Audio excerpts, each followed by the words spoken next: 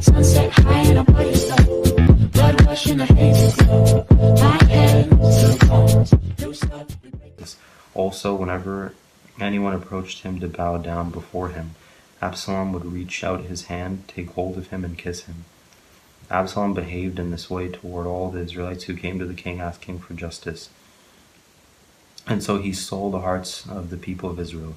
At the end of the 4 years, Absalom said to the king, "Let me go to Hebron and fulfill a vow I made to the Lord. While your servant was living at Geshur in Aram, I made this vow. If the Lord takes me back to Jerusalem, I will worship the Lord in Hebron." Then the king said to him, "Go in peace." So he went to Hebron. Then Absalom sent secret messages throughout the tribes of Israel to say, "As soon as you hear the sound of the trumpets, then say, 'Absalom is king in Hebron.'" 200 men from Jerusalem had accompanied Absalom. They had been invited as guests and went quite innocently, knowing nothing about the matter. While Absalom was offering sacrifices, he also sent for Ahithophel, the Gilonite, David's counselor, to come from Gilo, his hometown, and so the conspiracy gained strength and Absalom's following kept on increasing. David flees. A messenger came and told David, "The hearts of the people of Israel are with Absalom." Then David said to all his officials who were with him in Jerusalem, "Come, we must flee, or none of us will escape from Absalom. We must leave immediately, or he will move quickly to overtake us and bring ruin on us and put the city to the sword."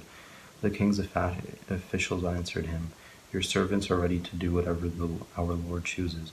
The king set out with his entire household following him, but he left 10 concubines to take care of the palace.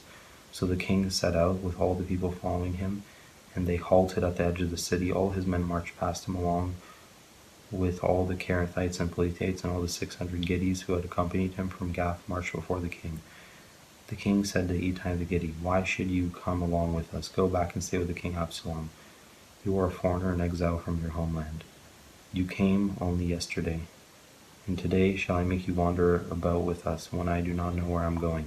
Go back and take your people with you. May the Lord show you kindness and faithfulness." But Et replied to the king, "As surely as the Lord lives, and as my lord the king lives, whenever my lord the king may be, and whatever means life or death, there will be your servant be." David said to Ittai, "Go ahead, march on." So Ittai the Gittite marched on with all his men and the families that were with him. The whole countryside wept aloud as all the people passed by. The king also crossed the Kidron Valley, and all the people moved toward the wilderness. Zadok was also there, too, and all the Levites who were with him carrying the Ark of the Covenant of God. They set down the Ark of God at Abithiar and offered sacrifices until all the people had finished leaving the city.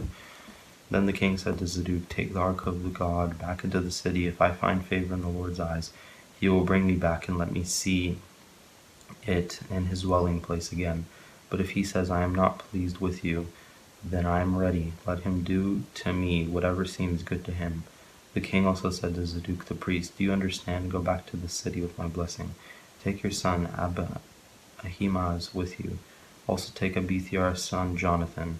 You and Abithiar return with your 2 sons. I will wait at the fords in the wilderness until word comes from you to inform me." So Zadok and Abithiar took the Ark of God back to Jerusalem and stayed there.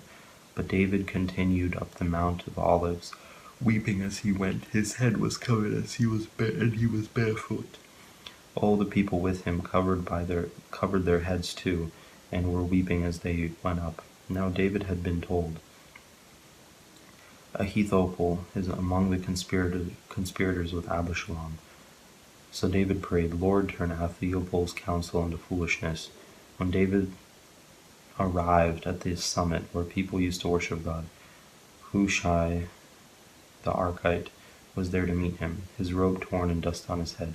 David said to him, "If you go with me, you will be a burden to me. But if you return to the city and say to Absalom, 'Your Majesty, I will be your servant. I was your father's servant in the past, but now I will be your servant,' then you can help me by frustrating Ahithophel's advice. Won't the priests Zadok and Abithiar be there with you? Tell them anything you hear in the king's palace. Their 2 sons, Ahimaaz son of Zadok and Jonathan son of Abithiar, are there with them. Send them to me with anything you hear." So Hushai, David's confidant, arrived at Jerusalem as Absalom was entering the city. David and Ziba When David had gone a short distance between the summit, there was Ziba, steward of Mephibosheth. Waiting to meet him, he had a string of donkeys, saddled and loaded with 200 loaves of bread, 100 cakes of raisins, 100 cakes of figs, and a skein of wine. The king asked Ziba, "Why have you brought these?"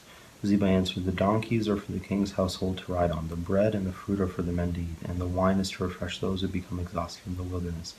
The king then asked, "Where is your master's grandson?" Ziba said to him, "He is staying in Jerusalem because he thinks today the Israelites will restore to me my grandfather's kingdom."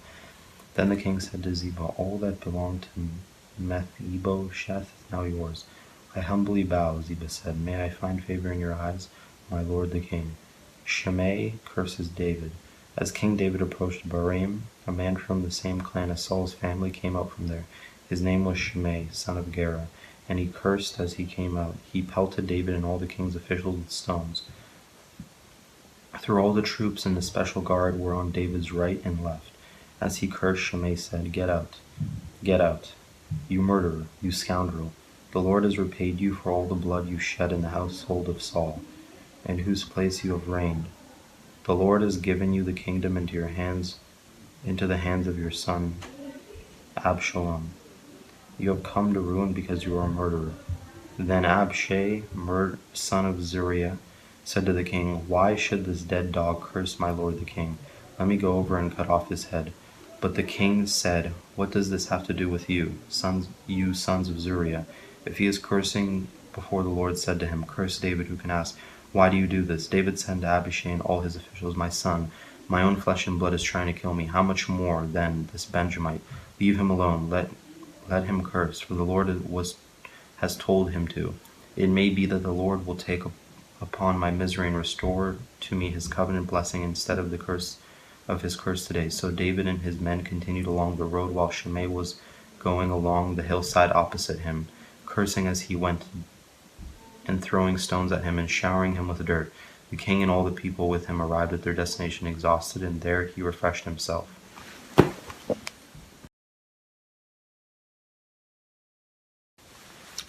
The advice of Ahithophel and Hushai.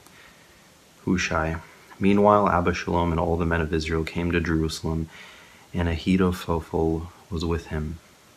Then Hushai the Archite, David's confidant, went to Absalom and said to him, "Long live the king! Long live the king!" Absalom said to Hushai, So this is the love you show your friend. If he's your friend, why didn't you go with him?" Hushai said to Absalom, "No, the one chosen by the Lord, by these people, and by all the men of Israel, his I will be, and I will remain with him. Furthermore, whom should I serve? Should I not serve the son, just as I served your father, so I will serve you?"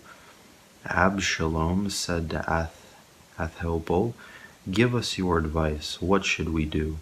Ahithophel answered, "Sleep with your father's concubines, whom he left to take care of the palace. Then all Israel will hear that you have made yourself obnoxious to your father, and the hands of everyone with you will be more resolute." So they pitched a tent for Absalom on the roof, and he slept with his father's concubines in the sight of all Israel. Now in those days the advice Ahithophel gave was like that of one who inquires of God. That was how both David and Absalom regarded of Ahithophel's advice. Ahithophel said to Absalom, "I would choose 12,000 men and set out tonight in pursuit of David. I would attack him while he is weary and weak. I would strike him with terror, and then all the people with him will flee. I would strike down only the king and bring all the people back to you. The death of the man you seek will mean the return of all. All the people will be unharmed."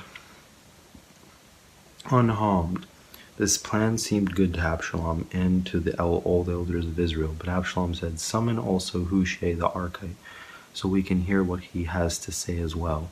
When Hushai came to him, Absalom said, "Ahithophel has given this advice. Should we do what he says? If not, give us your opinion."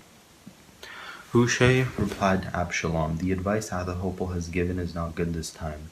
You know your father and his men. They are fighters and as fierce as a wild bear, robbed of her cubs. Besides, your father is an experienced fighter. He will not spend the night with the troops. Even now he is hidden in a cave or some other place. If he should attack